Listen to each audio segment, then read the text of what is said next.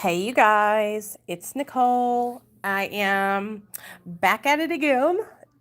Welcome to Real Talk Recovery, where we talk about recovery from addiction and I share my life with you.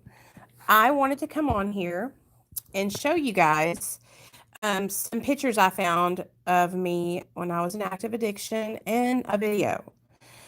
Hey, Lisa. Hey, Missa. So I'm going to wait for you guys to get in here and then we'll go over and we'll start looking at this stuff. So can you guys see the screen good? Let me know.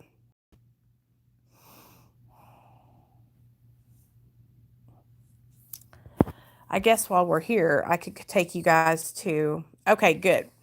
I'm going to take you guys to the Real Talk Recovery Facebook group for those of you who haven't joined the Real Talk Recovery Facebook group. Here it is. I really should probably edit this, upload a photo. Let's see. Hey, Crystal, what's up, girl? I have that picture of that dog. Let's see. That looks like a good picture. Hey, Erin, what's up, baby? How you doing?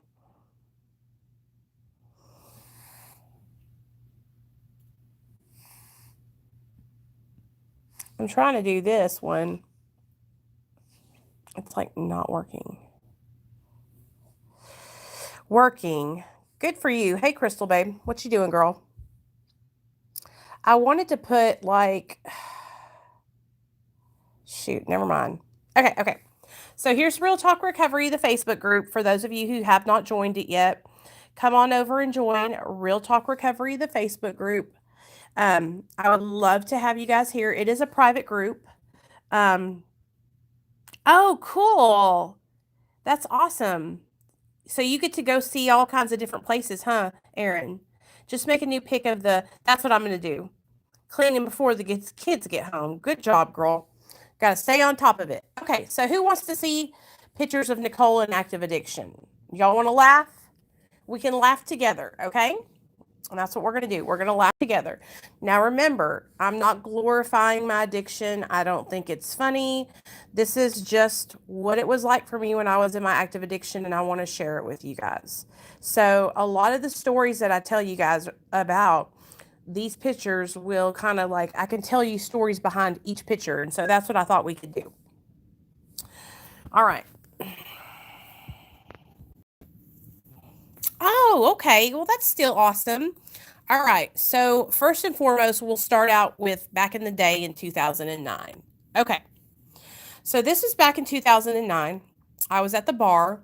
My sister used to work at a bar. Let's see. She used to work at a place, what was it called? In Hot Springs. And we would go, we would drink every night, you guys. Every night. Like I drank all the time.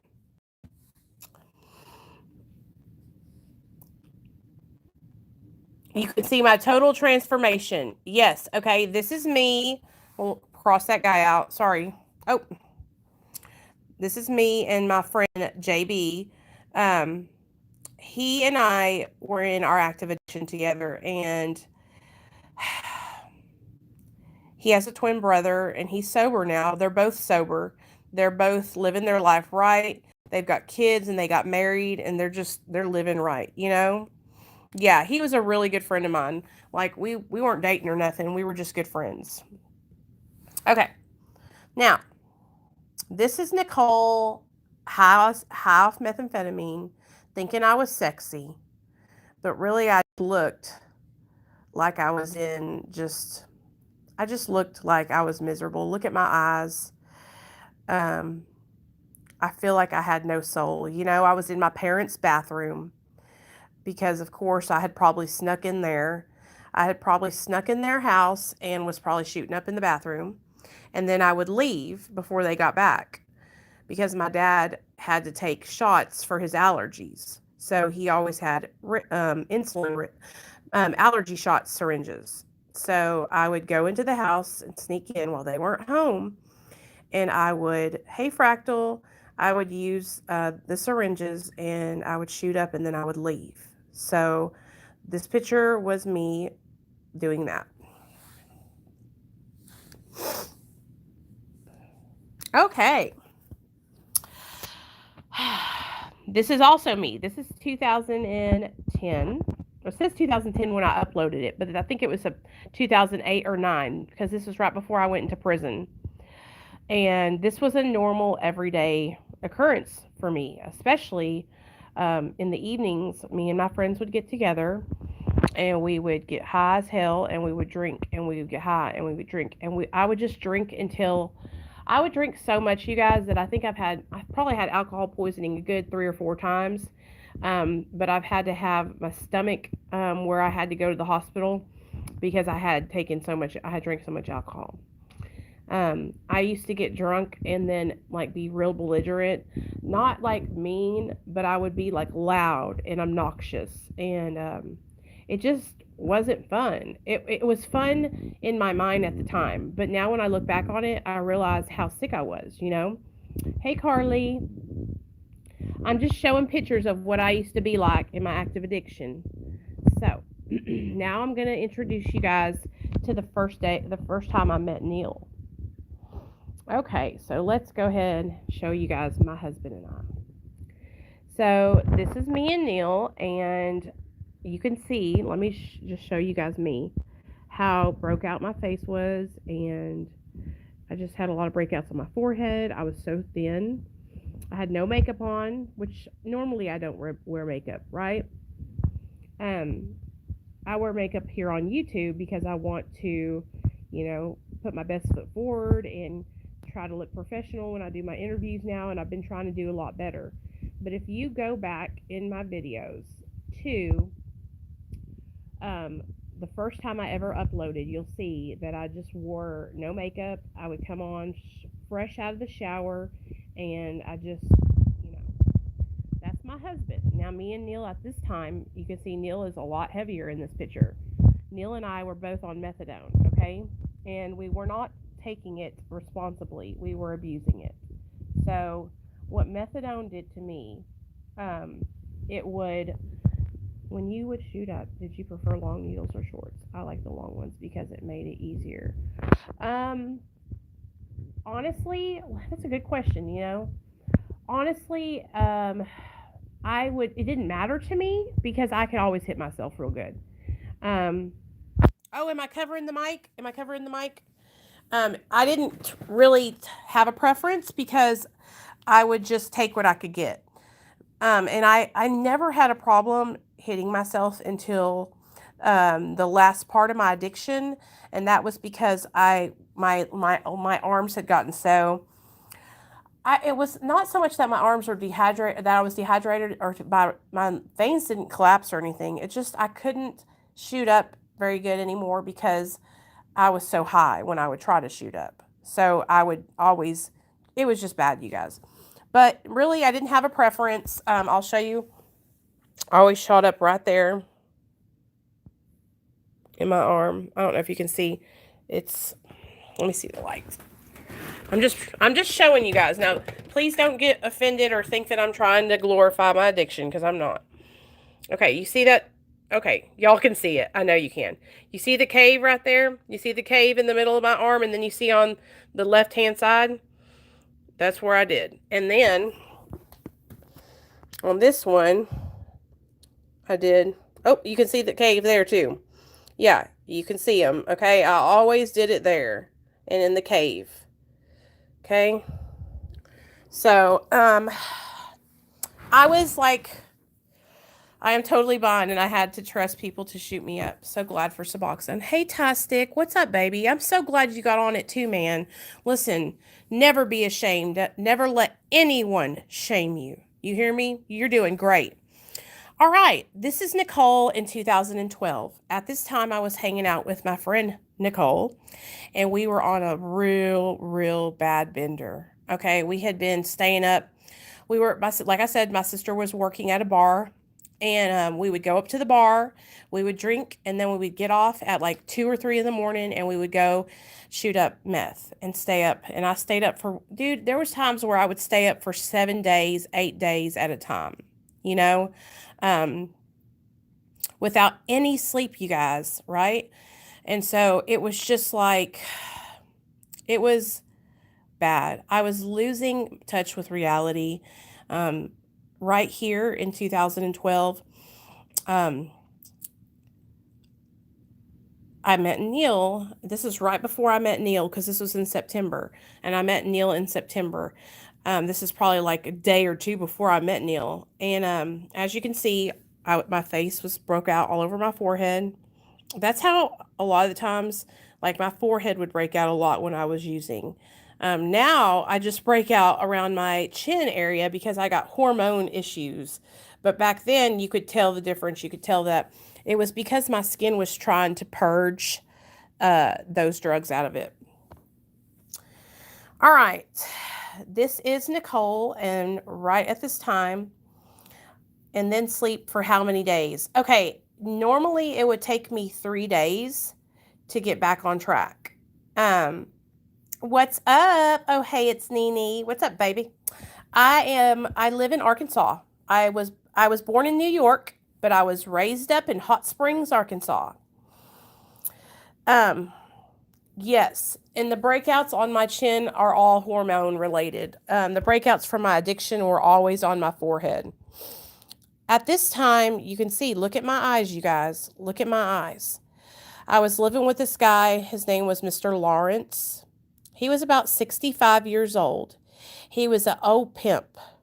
He was a black man, and he had gotten my friend Nicole pregnant, and they had a baby together. But he was also an IV cocaine and cocaine addict. And sorry about that, you guys. So he let me live at his house as long as I paid him $200 to live in the little room I was sleeping in. I slept on the floor and on a mattress. Okay, I slept on the floor on a mattress, and I would shoot up Roxy's and cocaine just as much as I could. Most of the time, Mr. Lawrence also sold drugs. So most of the time, I would just give him the rent, and he would break me off and give me what I needed for, the week or whatever. But he really tried, he tried to help me in the sense that he gave me a place to live, but he was also enabling me by feeding me drugs. You know what I'm saying? So we were both in our addiction, and I don't blame him. He has actually gotten sober, and he moved away, and he's living in a different state now, but he's living sober now. So it's pretty awesome. It's pretty awesome. Okay. Okay, let's show you a picture of me and my sisters. All right. I used to be a cokehead and ecstasy addict. I was a party club animal. Wish I saved all that money. Me too. Me too. Listen to me. Oh, it's Nene. I used to go to this gay club with my best friend Jerry. I'm going to tell you all a story about this real fast. I used to go to this gay club called Discovery here in Little Rock with my best friend Jerry. We would drive up here every Friday, and we would stay the weekend, and we would dance our asses off, right? And I would be high as hell. I would drink so much, and then I would do cocaine to get sobered up so we could come back to Hot Springs. But that's around the time where I started really dabbling with ecstasy. And my friend, his name was Psych. He died. He died because he got shot coming back from Texas with a lot of weed. Somebody robbed him and killed him. And he used to get mad X pills and come back, and I would always get me 2 or 3 from him. I never just took one of anything. I always took 2 or 3 or 4 or 5. But with ecstasy, I always took 2, And at this time, it was when they had them stamped. Like we had the red apples, the green apples, the Supermans, the, what other ones have I seen? Like the dollar sign. They have a dollar sign stamped into them. I've seen ones with like Super Mario, and it was crazy. What's up, Carney? Santa Ana official? What's up? What's up? What's good? So this is me. That's my sister Michelle, and that's my baby sister Christine. I'm the oldest of 3 girls, just so you guys know. This is in my parents' house, the house that we grew up in when we were little. And honestly, you guys, looking at this picture and seeing the background and seeing the house, I miss that house because we grew up there from the time I was 5 till the time I was 30. 30 was when my parents sold that house. And so I just missed that house so much. But at this time, I had come home, and as you can see, I gained a little bit of weight. I think I had been on like a sober kick for, a couple months, and so I had sobered up a little bit. And I remember because this was around the holidays. So it was around November, Thanksgiving time. So let's keep on going. This is a montage or a collage I made of me and Neil. Okay. So this is a picture from the first night me and Neil ever hung out. Are we talking about the ecstasy we all know about? Yeah, baby, that's what we're talking about. But the come down was awful. Some of my friends died from popping 4 of them at a time at house parties. Yes. Oh, it's Nene. We used to go to these raves up here in Little Rock where it would be so hot inside. One of our friends, when me and my sister were growing up, we were still in high school, died of heat stroke inside of the rave. And it was so sad. Remember that, Missa? Bill Scaife? Do you remember when Bill Scaife died at that rave? And the whole school, like, we all went to his funeral. Okay, so this picture right here is the first night that Neil came back over, and he stayed the night. And we went on our first date together. I mean, I liked him from the moment I put my eyes on him. He just had such a calming spirit. He was just so kind. Neil always took such good care of me, you guys. He would open the car door for me. He just won me over. I never had that come down. I always got mine from, graduated from Texas A&M. Oh, wow, Fractal. My best friend died in my arms from a heat stroke while everyone was dancing around us like nothing happened to her. Lisa, I am so sorry. That is so sad. Okay, so Lisa, you brought up a really good point. So this is the thing, we all can talk about the fun we had and the crazy times that we had when we were actively using, right? But honestly, you guys, it was dangerous. We were killing ourselves, and anyone can lose their life when they're fooling around with drugs. All right, here we go. Here I am. That's me. High on methamphetamine. In fact, me and my sister had just shot up, and we were at her house. We were going through all of her dresses, and she was giving me the ones that she didn't wear anymore. And as you can see, I put this dress on, and I was feeling myself.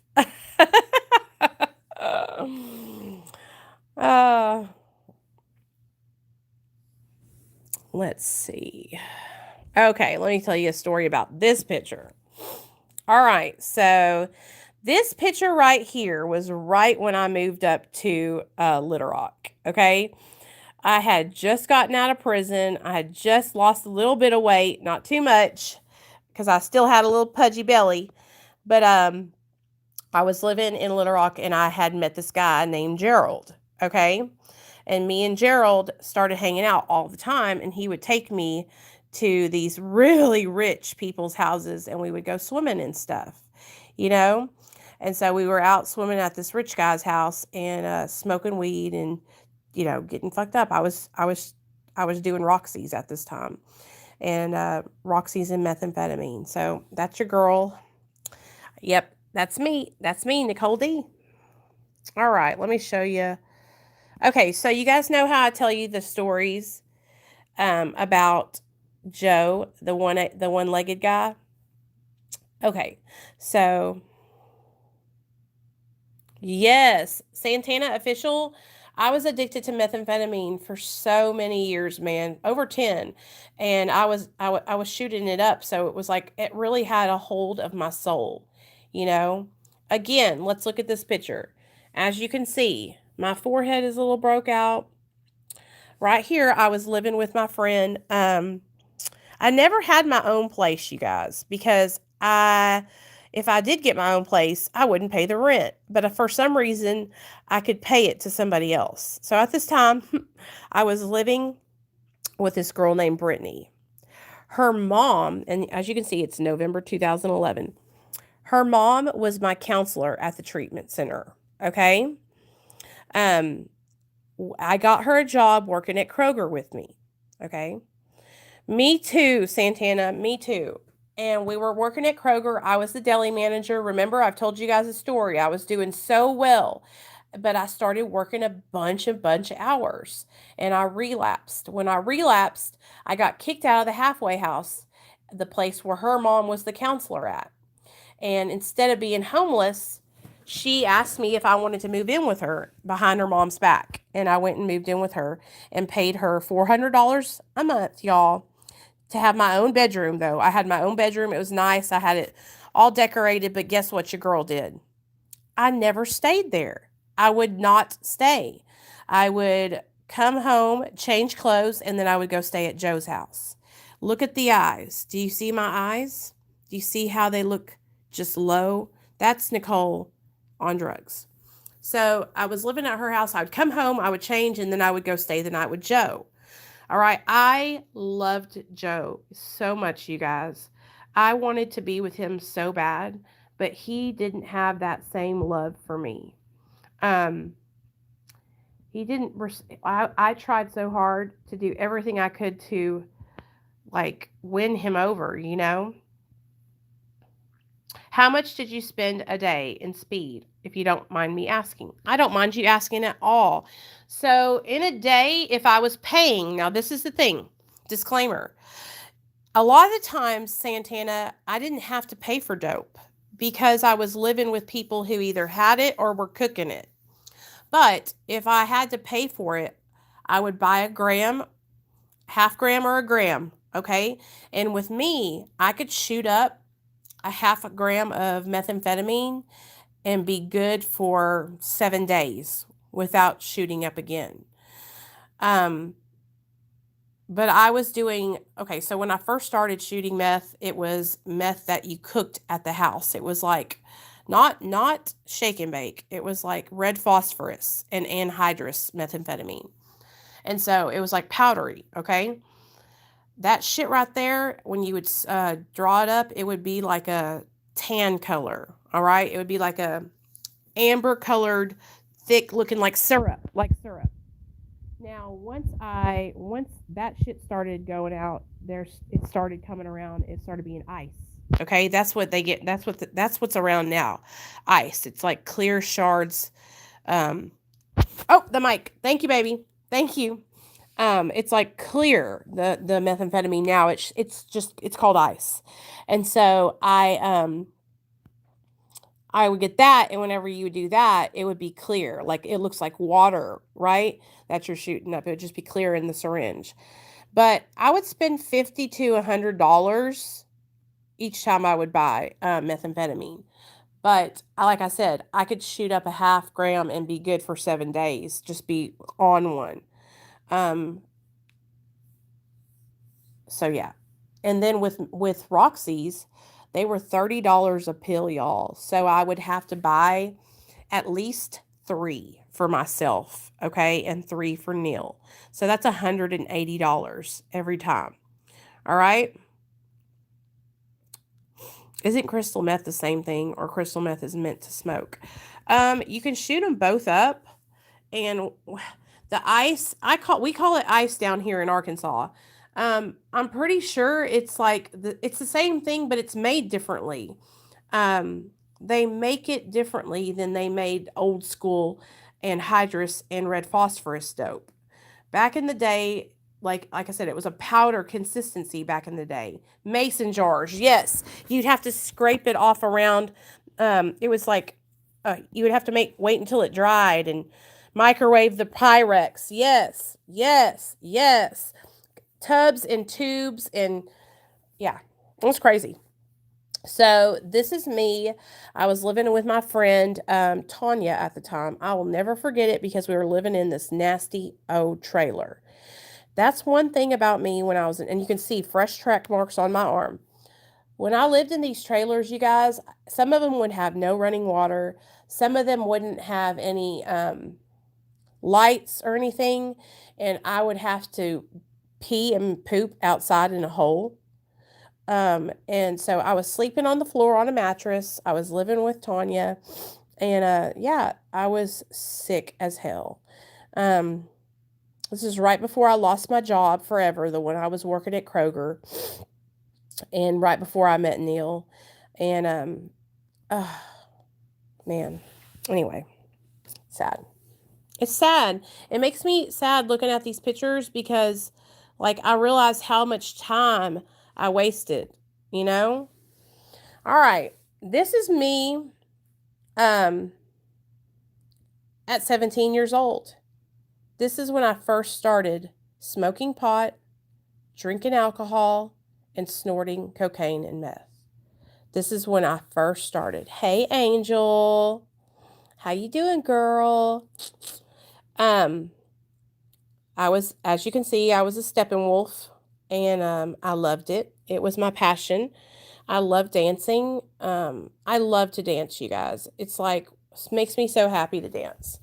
So that was, hey, Finding Zeke. What's up, baby? That was me in high school at 17 years old. So you can imagine that at 17, I thought that I was the shit. And nobody could tell me I wasn't. So when I started using drugs, you guys, I got a lot of drugs for free. I got into clubs for free. I did whatever I wanted to do for free, right?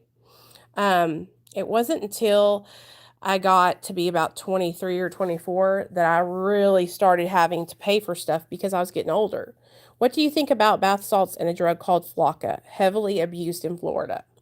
So, Santana, my opinion on Flocka and bath salts will kill you. So will Flocka. I am afraid of those drugs. I also, honestly, I think the story time I told over on Death's channel about me running outside and thinking that the cops were going to shoot me and all that stuff, the hallucinations, I think somebody put bath salts in the meth I was shooting. Because honestly, you guys, like, I had never, ever reacted to meth like that. It's okay, Angel. Just get back on track. Text me, okay? Text me, and so that way we can talk. I know. I'm glad I am too. I think that Flocka and bath salts are so dangerous. I worry about people like getting on them and dying. I've seen several people be on bath salts and they're very combative. I've seen people come into treatment on bath salts. They're out of their minds. I've seen one guy that was off bath salts that never came back to his regular mind. Like, he lost his mind because of it. It was sad. I worked at Rolando's at this time, which is a Mexican restaurant in Hot Springs. And this was before I started shooting up, you guys. And you could tell the difference in the way my face was shaped. And you could see how I was a little bit healthier looking. But at this time, I was still doing cocaine and meth. I just hadn't shot up yet. Okay, let's go find some more pictures. Hey. Now, I want to show you guys a video. It's very dark, so you probably won't be able to see it, but it's hilarious.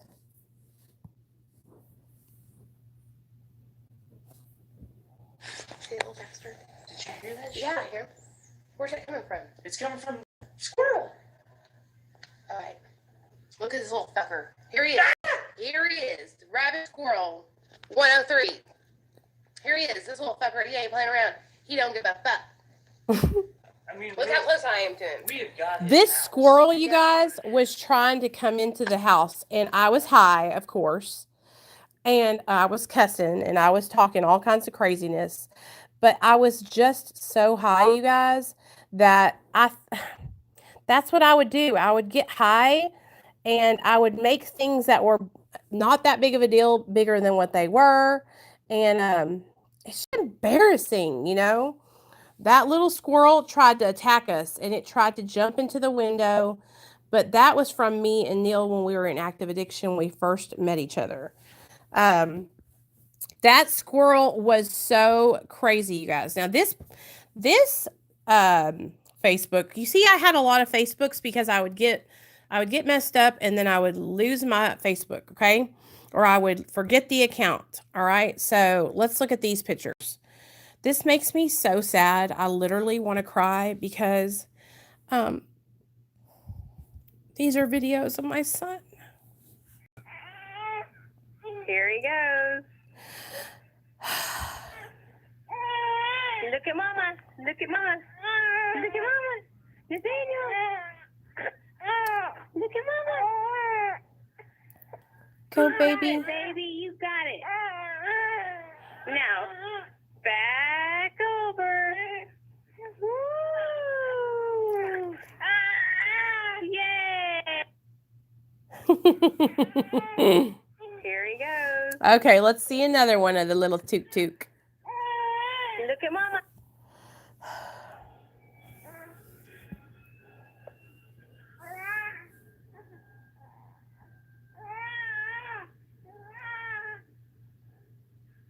Hey, Nikki. Y'all, isn't he the cutest? Look at him. He would always do this fake cry thing. Look at him. He's talking. That's what he would do. He would be so mad. Look. What are you doing? Not even crying.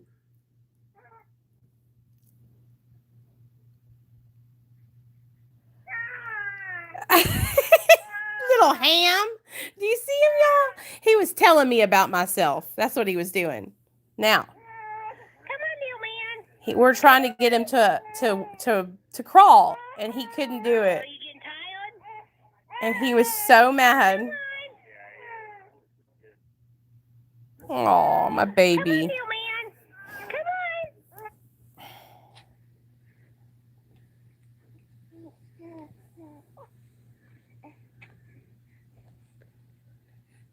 Look how little he was. Diaper changing time. Oh, my baby. Wow. He was so little. Okay, guys. So those are videos of my son when I first gave birth to him. Now, this makes me so sad. It literally makes me want to cry, you guys, because I was in active addiction the first year of my son's life, okay? I'm not going to lie to you. I'm not going to act like, I'm some amazing mom or something back then, because I wasn't. I was using when I was pregnant with my son, and I was using for the first year of his life. And I'm not proud of that at all. At all. And I'm forever going to be trying to make it up to him. But I want to show you guys pictures of him and stuff, so.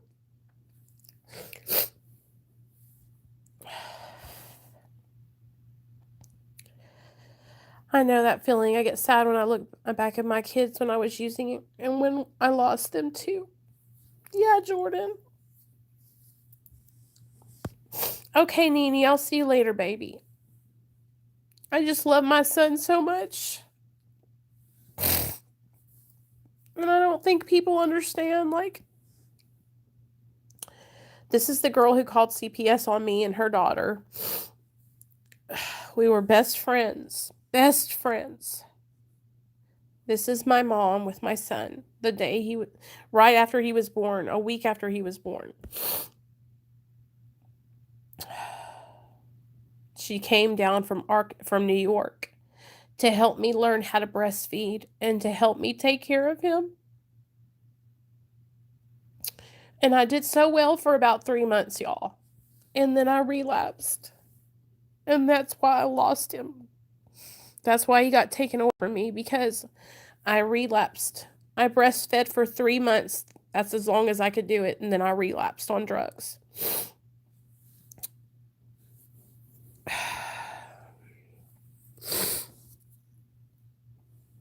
This is my husband.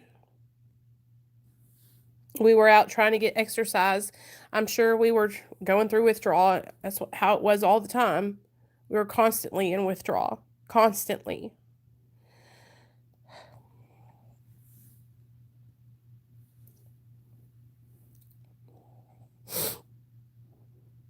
Okay, let's see if I can find any pictures. My son means so much to me. Okay, here we go. Do you guys remember how I tell you about me being the manager at the Kroger? This was me when I was working at the Kroger, like I tell you guys the stories about all the time. I tell you guys these stories because I want to help encourage you guys to not go down the same road I did. All right, I really want you guys to know that it's not because I think it's cool or funny or I want to glorify my addiction. It's simply because I want to share my stories with you. So hopefully, if you're going through the same thing, you can find support and you can find love, or you can get the help that you need. All right. So I was working at Kroger. As you can see, I have long johns on because I shot up, and so I had to keep my arms covered. I loved that job, you guys, and I was doing so well. Okay, here's my friend Tanya, the girl I told you about. I lived in the trailer with her, and we were doing meth together. She's still my friend to this day, and she would come on here. I want to get her on here to tell her story because she's a good person.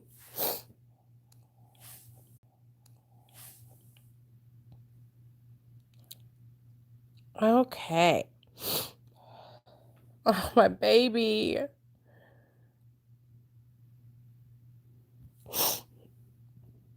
Okay, let me see if I can find any pictures of us. Okay. This is a picture at my sister's house. Love you, Lisa. We had drove down there to just spend the weekend with my sister because we both weren't working. We were both trying to find jobs, and we were just struggling, you know? And I want to show you guys, like, look at my eyes. Look at my eyes. Okay, every time I look at these pictures from back then, I can see in my eyes how I was struggling. That's where I can see it, you know?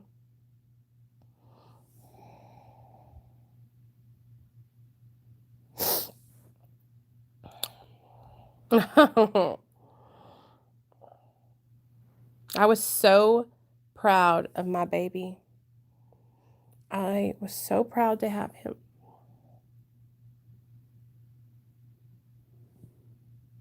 That's my sister and her son, Nick. Sorry, this is my baby sister, Christine. I love her so much, you guys. If you guys haven't already, go subscribe to her channel. It's called Christine DeMayo, and she does music.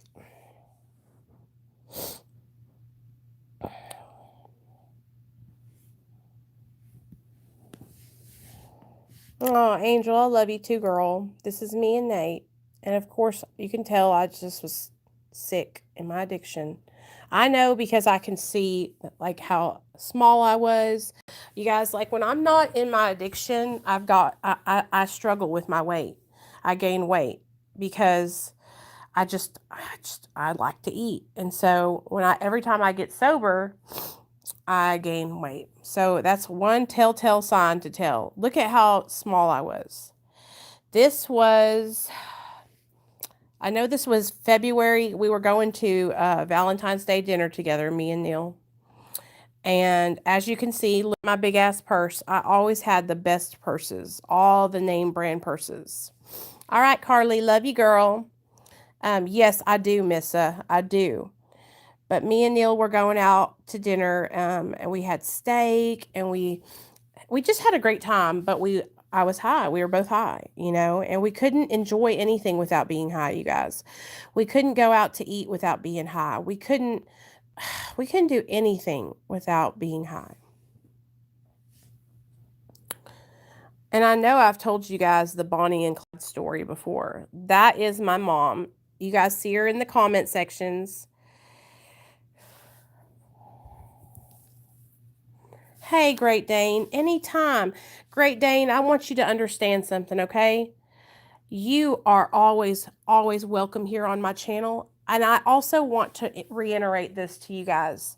Just because I believe in God doesn't mean that I want you guys to feel like you have to.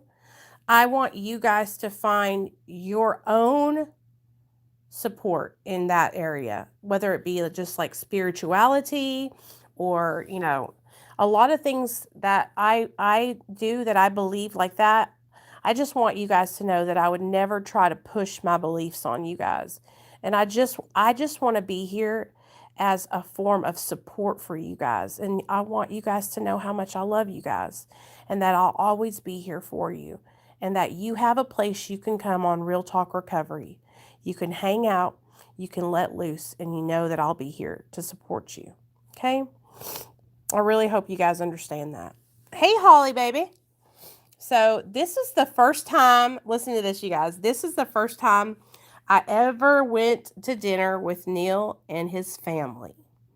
This was when Neil's dad was still alive.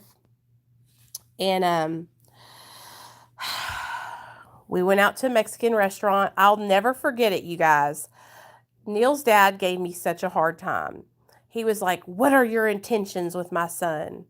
And I was like, well, I want to be with him. You know, I care about him. I love him. And who would have known that we would be married and have a baby? This is before we got pregnant and everything. This is when we first met. I love you guys. Nikki, I want to share everything with you guys, you know, and sometimes I get discouraged because I'm like, I can't share this stuff because there's people on the internet who just want to be hateful and mean to me, you know. Look, you guys, like I'm telling you, we had Nate, he had the hookup. Like he doesn't want for nothing. And it was the same way when he was a little baby. We had his whole room set up nice. We had it going on. You know, I just couldn't get sober. And I'm so glad. This is Neil's dad. He passed away.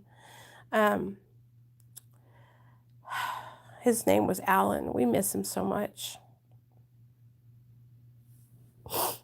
Nate called him Papa.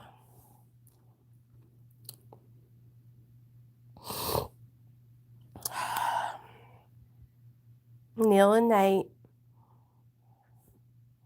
Yeah, and he passed away from he got sick and he was at home with Nate and Gigi, and he ended up having a heart attack. And we had just gotten sober. We had been sober for about 2 years when he passed away.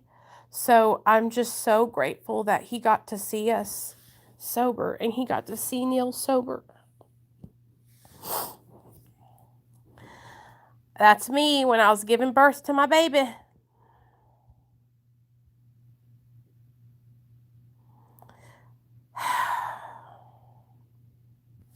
I was high when I gave birth to my son. Not cool at all, y'all. It was so scary. I thought I was going to lose my son that day. I thought they were going to take him from me that day. And if they had, it was rightfully so. You know, it wasn't because I was like I said, I know that what I was doing was wrong, and I wish that I could have changed, but I didn't. I was high, and I'm forever going to regret that. This is my son's name, Nathaniel Alexander Ploudre, born July 4th at 1:22 a.m. He weighed 7 pounds, 11 ounces. Yeah.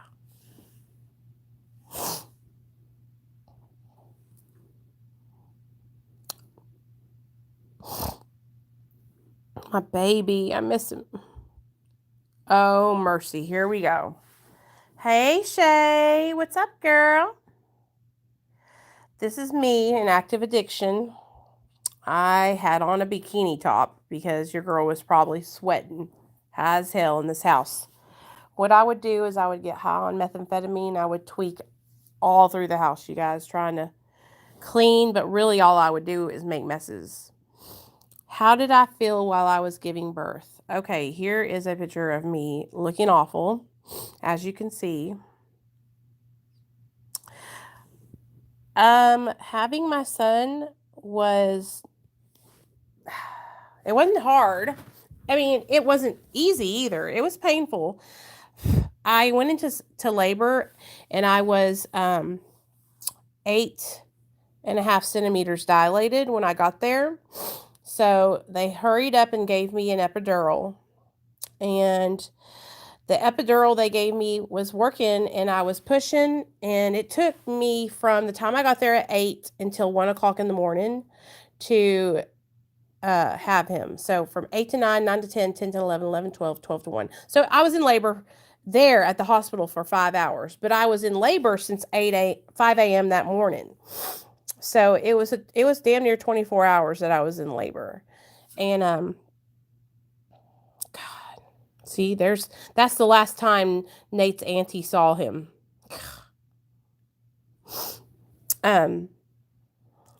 So what was happening was I was pushing, and they gave me another epidural, okay? Or some more medicine. And what it did was it made it to where I couldn't feel my legs.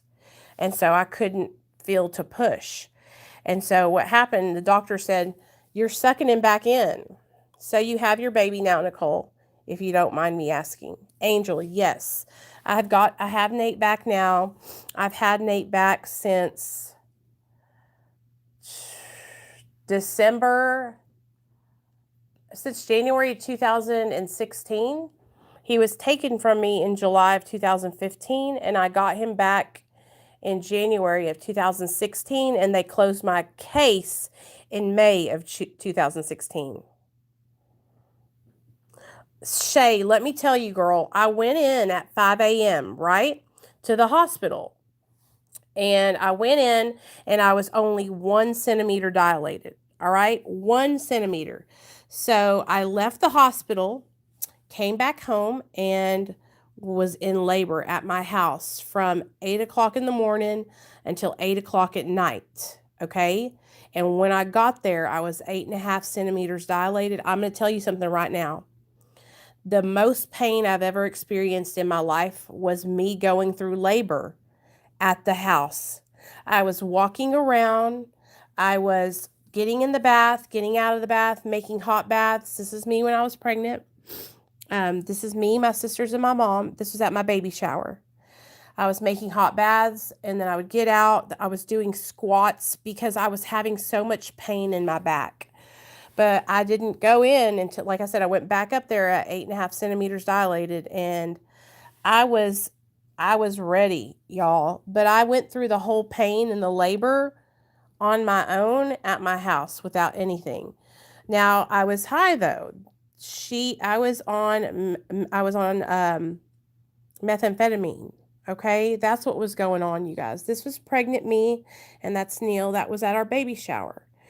I was high on methamphetamine, and that was one of the things that I struggled with during my whole pregnancy. I wasn't on opiates during my pregnancy because I was afraid for my son to become dependent to opiates. I would do Roxy's every now and then, but I wasn't doing them like I was doing methamphetamine. I was doing methamphetamine a lot, and I was high when I went into labor, and I'm so ashamed of that. But I have to be honest with you guys and tell y'all the truth. So y'all know how I tell you the story about Joe, one-legged Joe. There he is. That's Joe. That's me and Joe at Walmart getting pictures developed. Holly, you know, they don't become dependent like the physical dependency that opiates. Yes, Missa, that's exactly what I was doing. I was justifying using methamphetamine because I would say, "Oh, well, at least my baby's not going to come out dependent on opiates or benzos," right? Because that's what I was using in my mind to justify it, right? But it didn't matter. But the baby can come out. He didn't have any withdrawal symptoms or anything like that. So he came out, and he was actually perfect, you guys. He was perfect. He was perfect. There was nothing wrong with him. He'd scored really good on all his, when you're first born, those scores, you know, and he was perfect.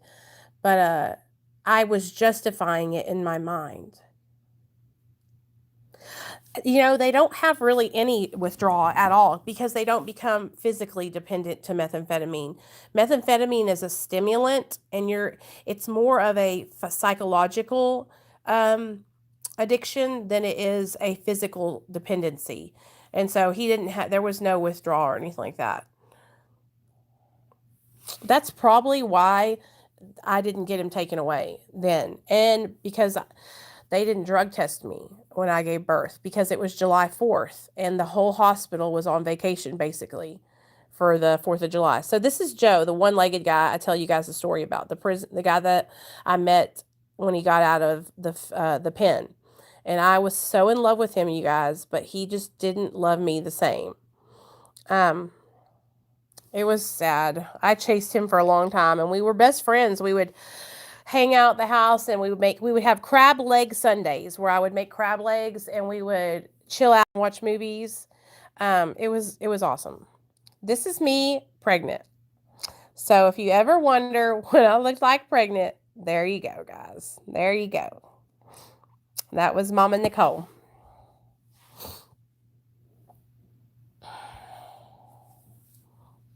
Right. Okay. So Holly, you're fine, girl. I love that you're asking questions. So yes, there's no physical withdrawal from methamphetamine. All that you do when you're coming off meth is go to sleep. There's no like physical dependency to it. The only physical dependency that you get are from alcohol, benzodiazepines, and opiates. Okay. Cocaine and methamphetamine, stimulants, yes, it's mental, psychological. So I would just always go to sleep after I had been up for like days, you know. That was how I handled my my withdrawal when I would come off meth. And I was on meth for a long time, you guys, okay, a long time. I started using meth at 17 years old, and I started shooting meth in 2008, okay? So I was 17, 18, 19, 21, 23 or 24. And so that's what I would do. I would shoot up meth, and then I would sleep. Now, the reason why I got sober, what really pushed me to getting sober was the fact that withdrawal from opiates was what was really causing me a lot of uncomfort. I was very uncomfortable, but it was the physical withdrawal from opiates and then the psychological problems I was having from being high on methamphetamines. When I was high on methamphetamines, I would lose my mind and I would hallucinate. And I would think things were happening that weren't really happening. And that's what really screwed me over, is that methamphetamines made me go crazy because I had been up for so many days. I was losing my mind. So having my son taken from me was the straw that broke the camel's back. When my son was removed from my care in July of 2015, I went straight into rehab because I didn't want to lose my son. And that's what saved my life. My son saved my life. That's me when I was a baby. That's me with my baby boy. Me with my baby boy and me when I was 17. So, I'm loving doing this with you guys. I hope y'all are having fun. If you get bored, just let me know and I'll stop doing this. Okay? That's me and my little Tuca. I used to call him Tuca. I've always had little nicknames for my son.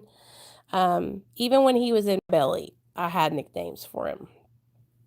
Okay, let's see what else we got going on. Did I just come from here? Yeah, I did. Yes, girl, I nicknamed too.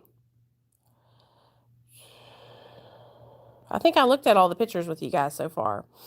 But anyway, let's see if there's any more cover photos. Look at that face. Okay, good. Just making sure, Great Dane. Thank you for that. Thank you for that.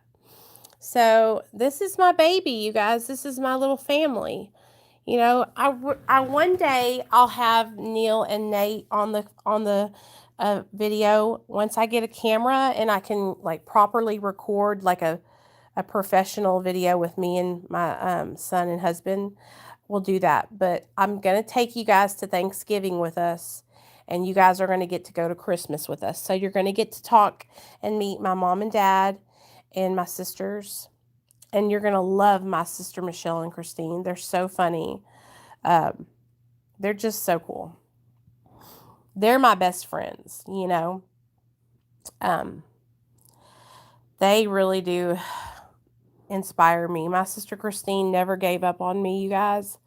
And they never gave up on me. And they could have gave up on me a long time ago, you know? Yes, like a family tag. That sounds like a great idea. I think so too. I would love to do that. So you know how I was telling you guys about the Mara group on Facebook? Okay, since we're here and I don't have the camera facing me, let's go ahead and take care of some business. So this is Medication Assisted Recovery Anonymous on Facebook. This is the group that I was telling you about. If you're searching for meetings in your area that are medically assisted recovery anonymous meetings, this is the group you need to go to. If you want to get the information and the readings that they have for Mara, this is the group that you go to. All right. Medication Assisted Recovery Anonymous. It is an amazing group. They are making a book for Mara, and I'm so excited to get it, you guys, because once we get the Mara book, guess what we're going to do? We are going to start doing the Mara group, and we're going to start reading out of it together. So I think that that'll be something you guys enjoy, and I know that I'm going to enjoy it. Let's see if we have any requests from the Real Talk Recovery fam. I don't think we do. Oh, no. Okay. So, hey, Jexie. What's up, girl? We were just looking at old pictures of me when I was in active addiction and some pictures of me when Nate was first born. And now we are going to go to Mara.com. Oh, it's 1:20. I wonder if, hold on, you guys. I'm about to run out, but I want to stop by and say hi. I love you too, girl. You guys, everybody congratulate Jexie. She just hit 7 years sober, y'all. 7 years sober, Jexie. So go over and subscribe to her channel if you guys didn't already. She has a video on my channel of her sharing her experience, strength, and hope. So if you guys haven't seen that, it's up on the channel. It's called Jexie's Story. You know what? Jexie, I'm supporting people who support me. And I've put myself out there and I've supported a lot of people and they haven't reciprocated that same support back. So what I'm doing is I'm starting to support other YouTubers who support me back. You know, I'm going to be completely honest with you guys here on my YouTube channel. I've really been hurt by some friends of mine that are here on YouTube that I thought were my friends, but they just totally ghosted me, or they just totally were fine with me shouting their channels out, fine with me sharing their videos, fine with me going out of my way to really promote them. And then when I looked for their support, they were nowhere to be found. And that hurts my feelings because when I care about somebody, I go hard for them. And I have truly, truly been hurt. You know? I know. And I know it's not me. And that's what I try to keep reminding myself, that it's not me. But those are the lessons I've been learning here on YouTube, that, you know, if people aren't supporting you, I put a lot of time and effort into making sure that I go around and I look for other people in recovery's videos so I can share them, comment on their videos, and let them know they're not alone. And I kind of feel like I wish somebody would do that for me. Do you know what I'm saying?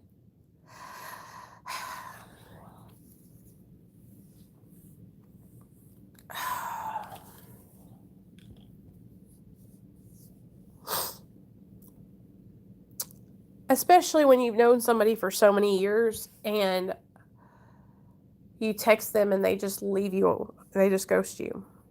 Hey, Casey. So I wanted to take you guys to the Mara webpage. because I want you guys to see, and then we'll do the meditation, okay? And then we'll get off here because I don't want to hold you guys hostage. I'm just at home and I'm chilling, and I wanted to come talk with you guys. And I just wanted to share some stuff with you. I hate that that you guys can't see me, but that's just what it is. International. Okay. Okay, Jexie, see you later.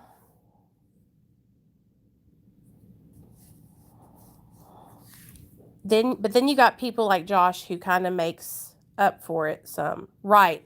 Great Dane. Absolutely. And listen to me. Like I was saying the other day, Josh and Brittany, I will never, ever stop supporting them. They have shown me kindness and love that I never thought was possible here on YouTube.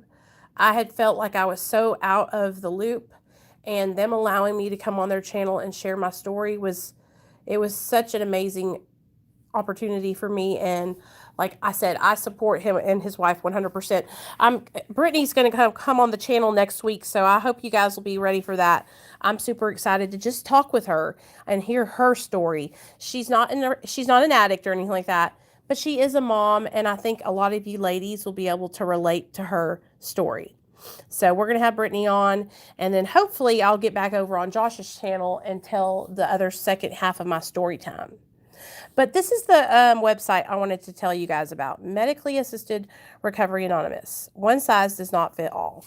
Okay, so you can go to this website, you guys, and you can find a meeting, or you can start a meeting. So let's go to find a meeting, because I know many of you are on maintenance, and you've been asking me, how do I find meetings? How do I find meetings in my area? Well, this is how you do it. So listen up.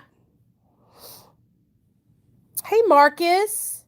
Yes, Marcus, it is an amazing resource. And that's what we're trying to do is spread. Okay, so I don't work for Mara, and I'm not like an affiliate of theirs, but they have put me on the website. Okay, so I'm on their website here. You go to find a meeting, and it will say my web. So they support the Mara meetings we do here on Fridays. They have came through and they watch them, and they know what the channel's about. And I really want to stress to you guys that Mara, I don't know why it's freezing up. Search by state. Here we go. Mara is not AA or NA, okay? It is not AA or NA.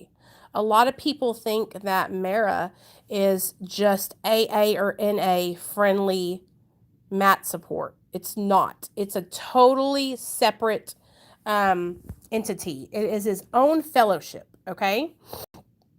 And why isn't this going? This is making me so mad. Okay, anyways. Ugh. Huh. It's not, like I said, it's not a 12, it is a 12 step. They have 12 steps, but it's not AA or NA. It's its own thing. And so a lot of people have thinking that it's just AA that accepts people that are on maintenance. And it's totally different than that. Their steps are different. They don't, and here's the thing, is Great Dane still in here? Great Dane, if you are an addict, you might really like Mara because it has no mention of God in any of the steps. That's one of the main things that I noticed that was really different from AA or NA is that it does not mention any steps or any God. That's just not what it does. So this is how you find a meeting by your state. So look at that. These are all this. So who's here that wants to know if they have a meeting in your state? And I'll click your state. Who has a state that they want me to check? Okay, I got you, girl. NC, I see you, Amy. North Carolina. Come on. Oh, hell. What the heck is going on with my computer? Kansas and North Carolina. You guys got it. I'm going to look. As soon as... I wish I could turn my phone around now. Hold on, let me see something. Oh, can I? Hey! Okay, guys. I don't have any makeup on, so don't laugh.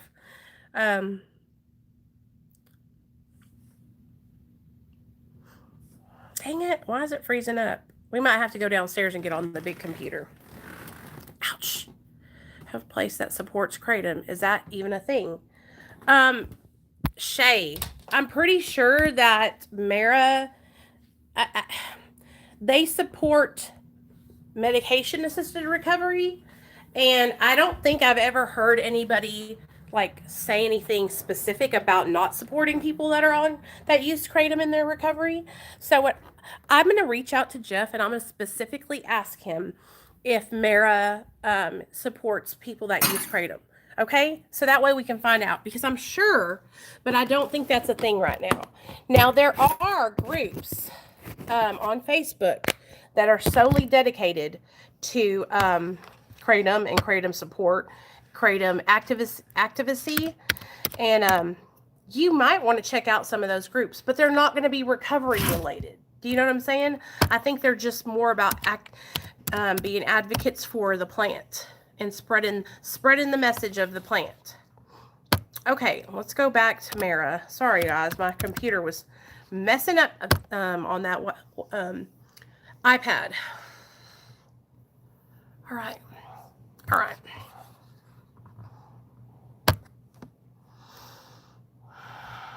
What's Snowpiercer? Be very careful with Kratom. It is not well regulated, but research is a great idea. I absolutely agree about that, Marcus. And me and Shay have talked about it. She and I talked personally on the phone. She's a pretty good friend of mine, and she's being really careful. But that's all. That is the only thing I have to say in regards to Kratom, is that because it's not regulated, I worry about people that use it, because I get afraid that they can okay, so North Carolina. I'm going to North Carolina, Amy, and then we'll do Kansas. I get afraid that they could get sick or something could be in it, because I've heard stories of people getting Kratom and they got salmonella from it. So that's always something I suggest also. Okay, North Carolina has a lot of meetings, Amy. Do you want me to show you on the screen? This is amazing. Look at this, Amy. Girl. Oh. Okay, this is for North Carolina. Mara meeting on Mondays at 2:30 to 3:30. Women's Recovery Center at 723 Fairview Road, Asheville, North Carolina. And they have the phone number there. Female identified individuals only. Mara meeting, Mondays and Wednesdays, 6 to 7, and Fridays at 12:30 to 1:30 on Haywood Street. Okay, so are any of these places near you? Mara meeting in Asheville on Louisiana Avenue. Mara meeting, Asheville, North Carolina, Wedgefield Drive. Mara, Asheville on South French. Okay, so those are all in. Oh, here's Greenville. Oh, no, that's Greensboro. Is Greensboro close? Anything goes, break the stigma. Greensboro, North Carolina. And then Mara meeting at Statesville, North Carolina. So are any of these close to you guys? Asheville, Greensboro, or Statesville? That's what you got. I hope that helps. Oh, no. Dang it. I'm so sorry. Okay. No, that's all the ones that they have in the whole state, Amy. Look. Okay, let's go to Kansas now for, I think it was Great Dane that was asking. Well, listen, there's always, Celebrate Recovery, you guys, or and 12-Step Fellowship. Oh, there's no Kansas ones, Great Dane. I'm sorry. But does Mara apply to alcoholics? I thought it was just harder drugs. It's to all alcoholics and addicts. And let's read it right now, okay, Great Dane? We're going to do it together. All right. Medication Assisted Recovery Anonymous, Mara, currently exists only in the United States. We hope this will change soon. If there's no Mara meetings in your area, consider starting one and contact us for more information. Yes, Marcus, you need to start one in your area. And the way you can do that is by going to this website and get in touch. So right here, I'll show you again. Oh, it says get in touch, okay? You get in touch by going, doop. Do you want me to message them and put your information in, or do you want to do it on your own? Oh, I'll let you do it on your own. I'm over here trying to run the show, Marcus. You know me, I got to control everything. But here's what you do. See? Marcus, I think you would be a wonderful idea to start a meeting in your area too. Okay, so let's go to see web-based meeting. Look at this, you guys. I'm telling you, if you ever need anything, you can look at this. People are going to be able to find us because look what we got going on here. We got Real Talk Recovery as one of the meetings. Yay! So we're spreading the message. That's what we're going to do tomorrow night. Tomorrow night is our Mara meeting. Okay, so for those of you that are coming tomorrow night, come ready to share. Okay, come ready to call in and share if you don't mind. I would love for all of you to call in and share. Okay, so let's read about Mara. Okay, I hope this answers your question, Great Dane. So listen up.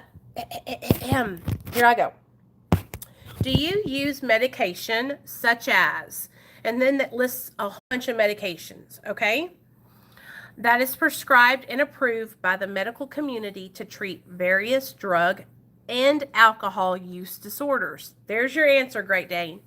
Many addicts and alcoholics that are utilizing evidence-based science to aid in their recovery sometimes feel unwelcome.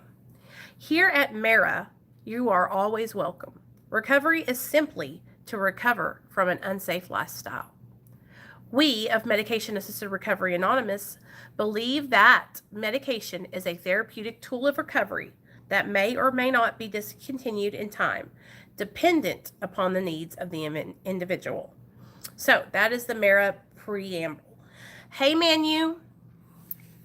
Welcome. Welcome to the channel. So there you go. Alcoholics are absolutely welcome in Mara. And you guys know, I know there's a couple of y'all that are alcoholic. There are medications that you can get on that will help you with your alcoholism. Did you know this? Thank you, Amy. I really appreciate that. It's called hey, whatever works for you, man.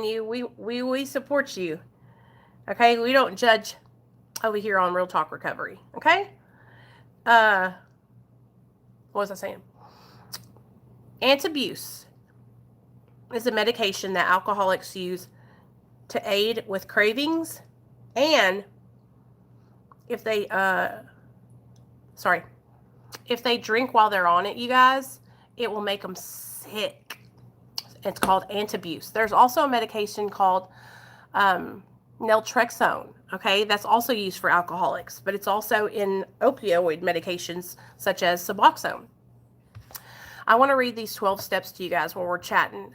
Angel wants to know if I'm going to have a meeting tonight, a group tonight. I'm actually buprenorphine or bupropion is Wellbutrin. Buspirone is Buse bars, but it's not a benzo. What's my favorite Tupac song? Hey, let me think.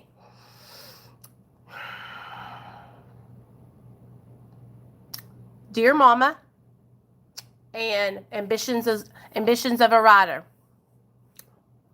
Okay, honey, I'm inviting my boyfriend, my son's father, Jonathan. Oh, Angel. Okay. Well, here's the thing. I messaged this guy named Jeff. He lives here in Little Rock, and I'm trying to get him to come on and share his experience, strength, and hope tonight. So let me see.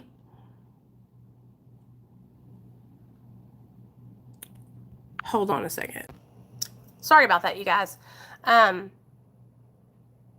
So yeah, I'm trying to see if Jeff will come on tonight. If not, I was gonna just chill. But if any of you want to come on and share your story, I will do a video tonight. If that's Angel, if you really want me to do a video tonight, well, I'll do one with you. I'll do one tonight, so that way your boyfriend can come. But tomorrow night, definitely going to be on, and we are going to do the Mara meeting. So I really hope that you'll be here for that, Angel. So I want to read you guys the 12 steps of Mara, because it's really, it's important that you guys know that there's a difference between Alcoholics Anonymous, Narcotics Anonymous, and Mara. They're not affiliated. And so I really want to read this to you guys, and I hope that this will help understand the program a little bit better. Thank you, Great Dane. I really appreciate you saying that. It makes me feel really good, actually. So you have no idea how much that means to me.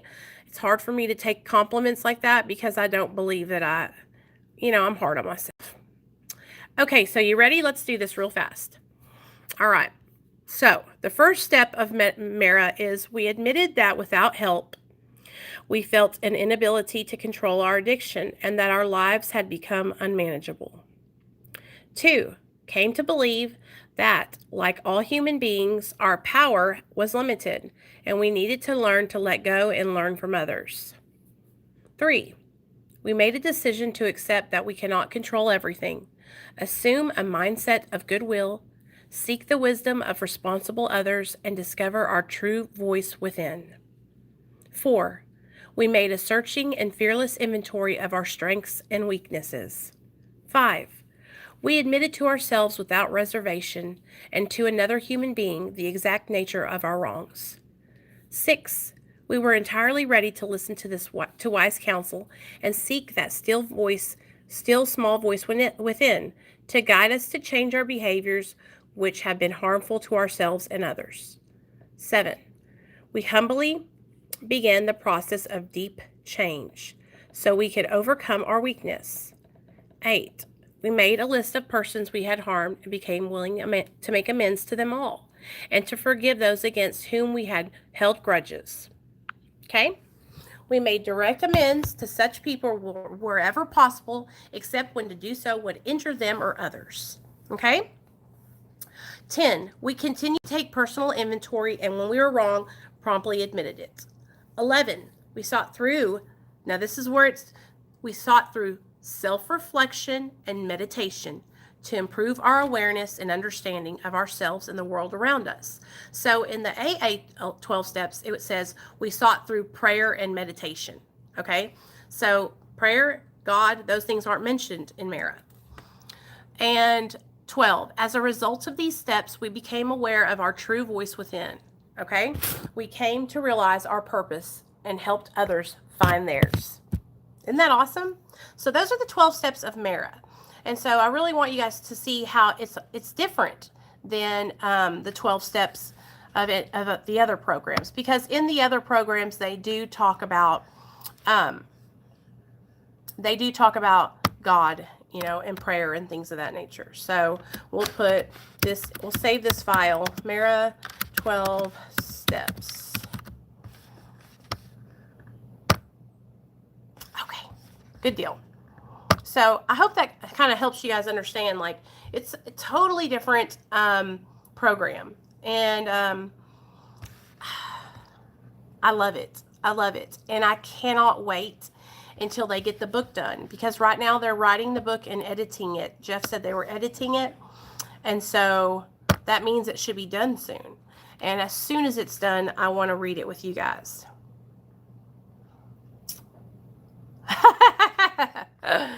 So, yeah.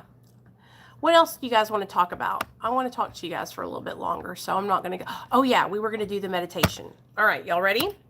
Let me find it just for today. I love doing videos where I can just sit here and just chill out and talk with you guys. Sometimes I feel a little bit of pressure, but today I feel like I can just come on here, sit, and we can chat. All right.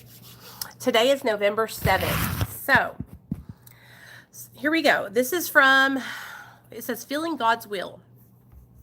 I sincerely believed that a higher power could restore my sanity and that I would stop trying to figure out what God's will was. Just accept things for what they were and be grateful.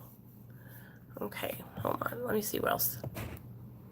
Okay, I kind of want to read one that's more not so God related. Hold on, let me find a better one for us. 24.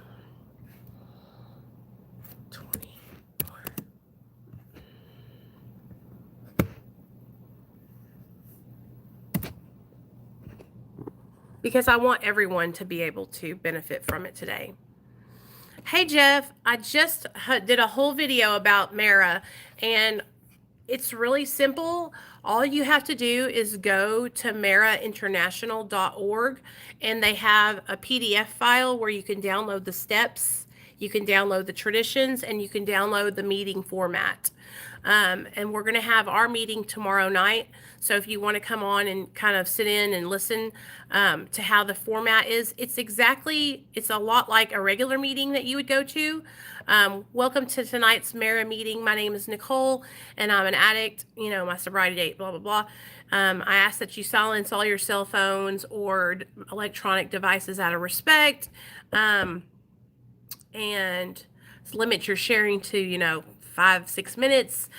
Stay on the solution, because we don't want to focus on the problem, which was our drugs and how we got high. We focus on the solution. And so that's it's just like that, like to hold a meeting. But Jeff, the man who runs the Mara group on Facebook, hey Avalon, what's up, girl? He really wants people to understand that it's not AA or NA. Like it's its own separate program. And they are, like I said, finishing up a book that we can work the steps out of and learn from.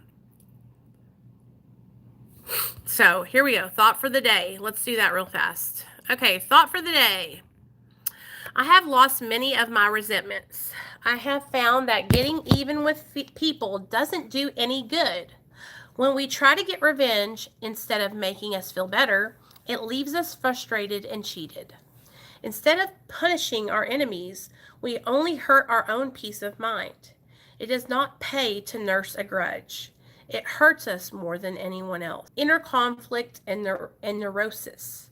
If we give out hate, we will become hateful. If we are resentful, we will be resented. If we do not like people, people will not like us. Revengefulness is a powerful poison in our system. Have I lost my resentments? That's a good meditation. Okay, so let's talk about that real fast. So it says right here that basically what we put out is what we're going to get back. So if I run around and I'm hateful and I'm nasty and I'm bitter, then I'm going to get hateful and nasty and bitter back. Okay, if I put out and I'm a strong, loyal, good friend, then eventually I'm going to be able to attract strong, loyal, good friends. I used my resentments to fuel my addiction for years. Absolutely, Avalon. And I know so many people, I know I have done the same thing when I was in active addiction. Like I used those as excuses. I would say, I would be getting high and I had this horrible relationship with this guy who used to beat me every single day. And for a really long time, I got high behind that pain because I couldn't let go. I couldn't forgive him, right? Now he's passed away. He's dead and gone. And I've truly let go of that resentment towards him. But for the longest time, I got high and drunk over that resentment. And I would think about it and I would be mad and I would have nightmares. And that guy, man, I used to hate his guts. But today, like I said, I am free from that. I also had a resentment with a girl that I met on YouTube about a year ago. And we were really good friends. And I really, really cared about her a lot. And we had a disagreement, a falling out. We went our separate ways. And since that falling out, I've tried to extend an olive branch to her and be an example of what I feel like a person in recovery would do. And because I just don't want to, honestly, I care about her well-being and I want her to succeed in her sobriety. And I don't hate anyone. Like, seriously, you guys, I don't hate anybody. Anyone. And I went out of my way to let her know that, I was thinking about her and I wanted her to know that, I'm encouraging her. She can do this. And she just bit my head off and said some really inappropriate, mean things on a video about me. And it really hurt my feelings because I was there. I was listening. It was during a live stream. And I thought, wow, that really sucks, especially when my intentions the whole time I have been, showing kindness and love and tolerance towards her. And, I keep on thinking maybe it's because she's been struggling in her recovery, which I understand that, but I also don't believe that if you're struggling, it's an excuse to be shitty to people. Do you know what I'm saying? And so that's been my experience with several women and men here on YouTube, is that they'll be struggling in their own recovery and they'll lash out at me. And all I'm trying to do is be there for people and let them know they're not alone. Because I remember, guys, I remember what it was like when I was relapsing. I felt like everybody hated me. I felt like everybody was making fun of me. I thought everybody thought that I didn't care about my recovery. And that was the last thing that it was. I just didn't know how to stay sober. I was struggling, and so I want to make sure no matter what, that I reach out to every person that I see that's struggling, I'm really been trying, Avalon, to do better ever since. It's been about 6-7 months. And I'll tell you this, Avalon, I even made a amends to Derek Lambert and had him on my channel. And so you guys know that me and Derek, I was very, very, very upset with him for a long time. I was very hurt by him.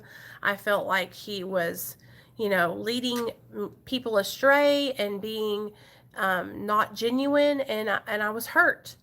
And I called him out on things that I care about. I thought that what he was doing was wrong, and that was why I called him out.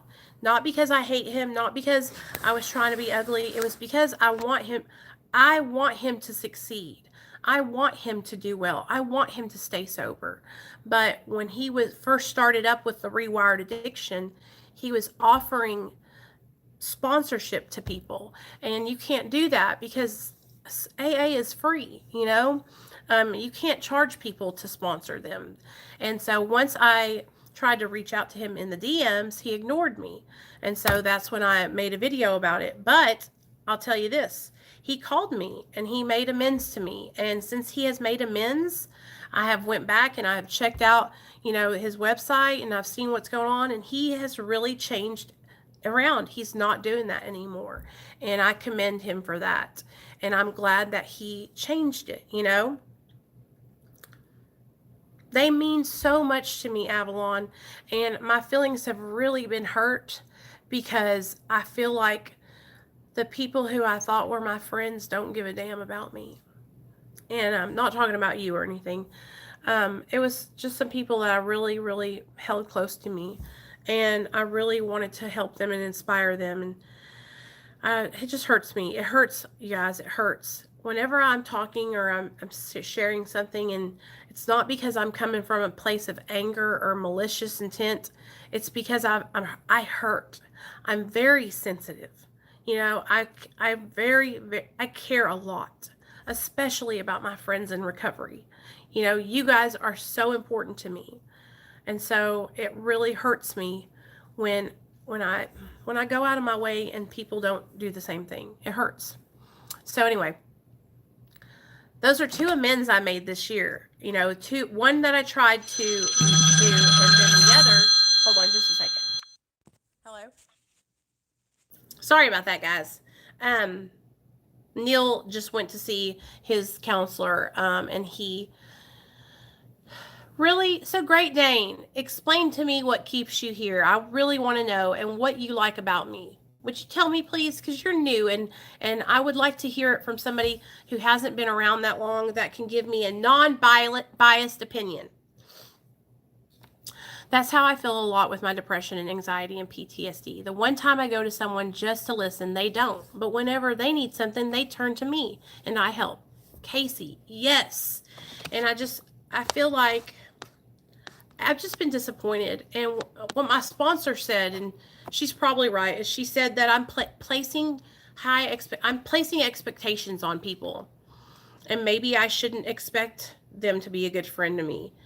Just because I am a good friend to them doesn't mean that they're going to be a good friend to me. Girl, just give me a call. I don't have your number because you changed it. That's all. I got a new phone, so I don't have your new cell phone number, Avalon. Just text me so I'll have your new number. I love you. That nothing ever happened. I just don't have your number because I got a new cell phone. I made a video telling everybody to send me their their numbers because I lost everybody's phone numbers, and you never told me your number. But so in the recovery community, you guys, I make these friends, and I'm like, it's serious, right? Okay, you can call me, text me on the Real Talk Recovery phone line. It's 501-991-5149. Somebody put it in the comments if you guys can for me, if you don't mind.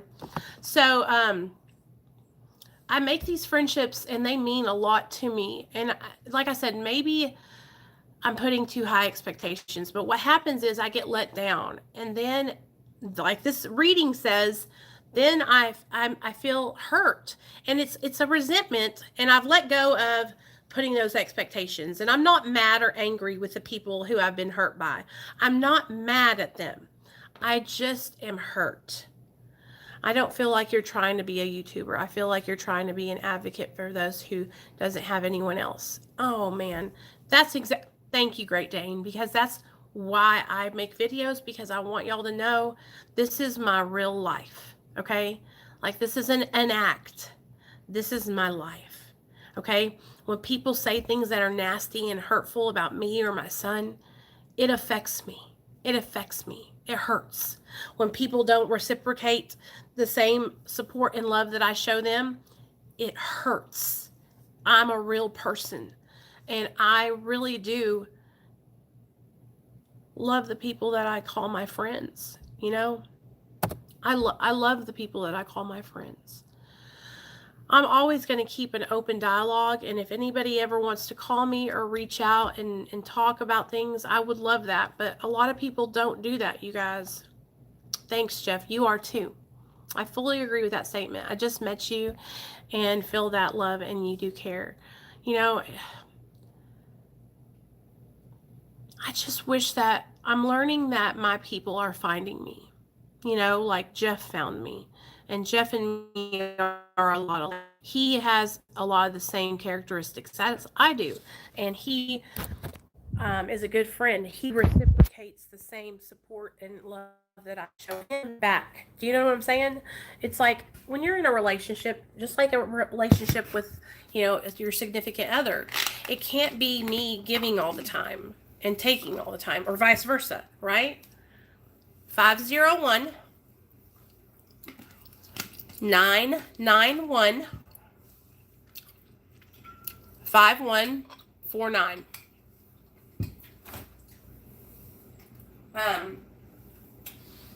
It can't be, I'm gonna make some tuna fish. It can't be me taking all the time, and it can't be that person giving all the time. It has to be 50-50 in that relationship, you know? And I do know this. I do know that a lot of people, when they first get sober, they struggle with their relationships because they don't know how to be a good friend. Okay? And so I'm trying to take that into consideration with some of the people that I've made friendships with over on YouTube, right? But there's a point where I can't make excuses for you anymore. And I have to just take it how it is and just be done with it. Because I'm telling you guys, it really hurts me. I really put a lot of thought into the people that I'm friends with, and it hurts. It hurts. So anyways, but like I said, I made amends with Derek, and that has been amazing. I'm going to go on his channel. Before Thanksgiving, I'll be over there. I'm going to share my experience, strength, and hope. I cannot wait to do that.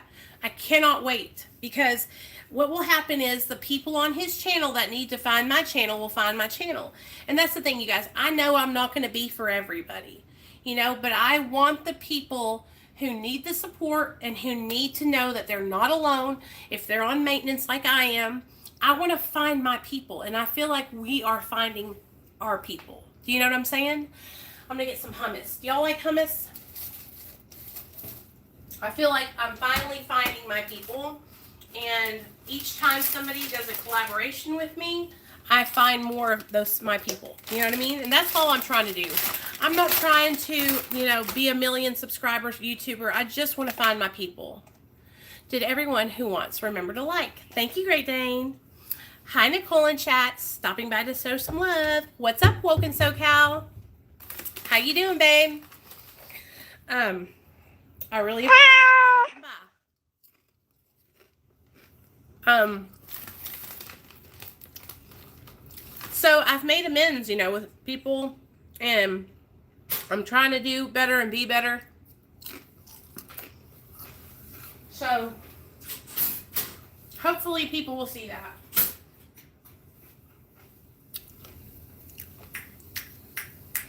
Because I really just want to be happy, and I don't like having beef with anybody. Now, I love hummus too. Ooh, did I spit? Oh, cool. You guys live in the same place. So, there are some people on YouTube who make videos about me, and I've tried everything to reach out to them and just let them know, like, there's no hard feelings. Like, I don't hate them, which, you know, but I can't get through to them because they're not, they think that they're gonna, there's this, you guys don't understand. There's this whole person who thinks that they're gonna expose me on YouTube.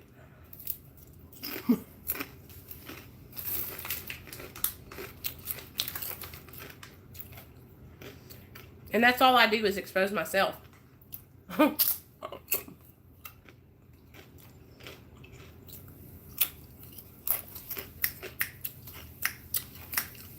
I love hummus. So, expose me for what? Exactly. Exactly, honey. Exactly.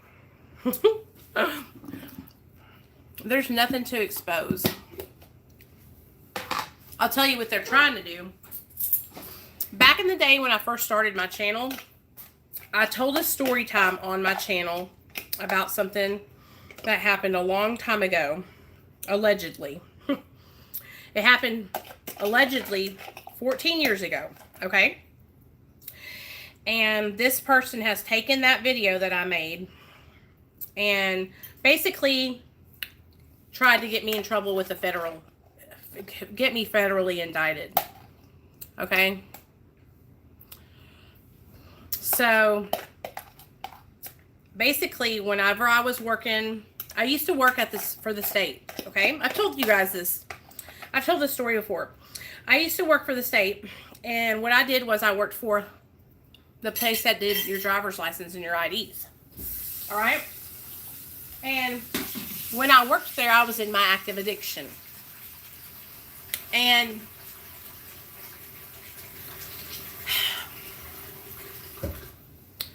when I was in my active addiction, I was stealing money. I wasn't taking it directly out of the cash register, but I got in trouble. I was stealing money, okay? And I was also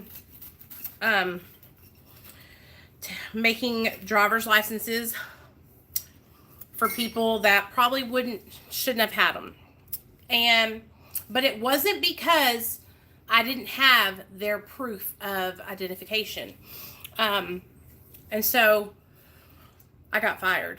I ended up getting fired for that and paying restitution for the theft and the money situation. And this person wants me to go to prison for it. because they say I'm a traitor and that I deserve to go to prison for these crimes that I committed while I was in my active addiction 14 years ago. All right? It happened 14 years ago. And so, and I say allegedly because allegedly these things happen. Do you know what I'm saying? That's just for my protection. And I don't talk about it on my channel now because this person has taken a story that I was telling on my channel, not because I thought it was funny, not because I was glorifying my addiction, but I was trying to explain to people how bad I was in my addiction. Okay? And how I would go to any lengths to get money for the drugs that I wanted.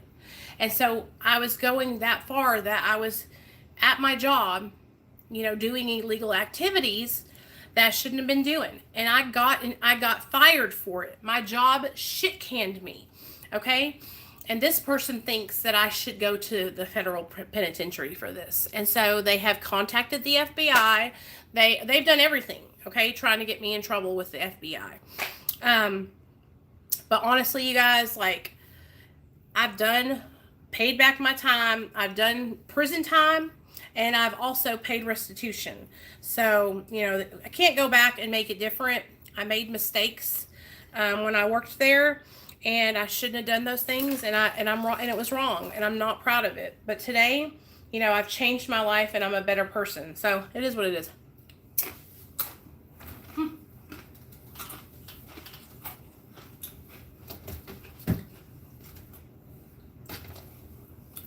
So, you're my people too, Daniel. I love it.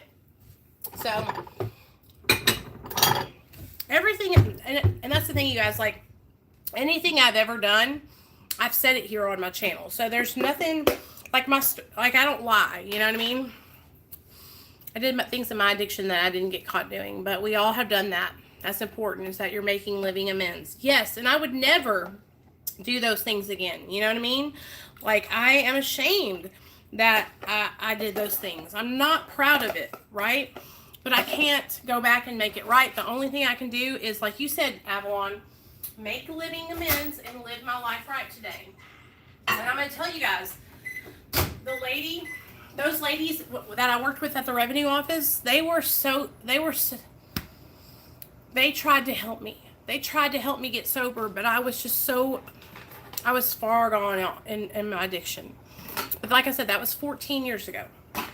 And this person makes videos and tries to they contacted the FBI trying to get me put in prison. And so I don't know what else I can do except for I just ignore them. Honestly, I just ignore them. That's why I don't even say who they are when I talk about it on my channel, because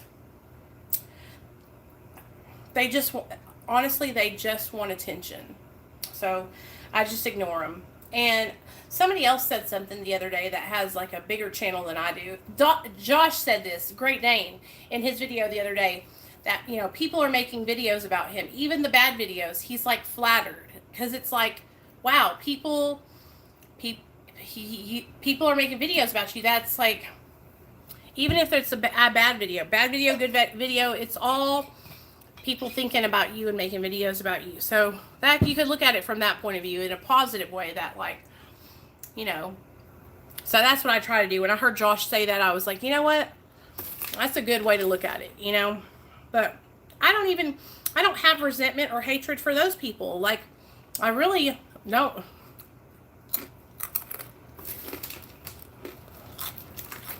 Right, Casey.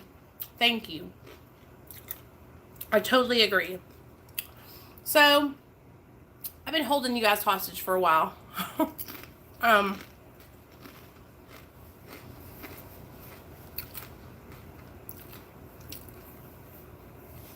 I want you guys to know that I appreciate you for hanging out with me tonight.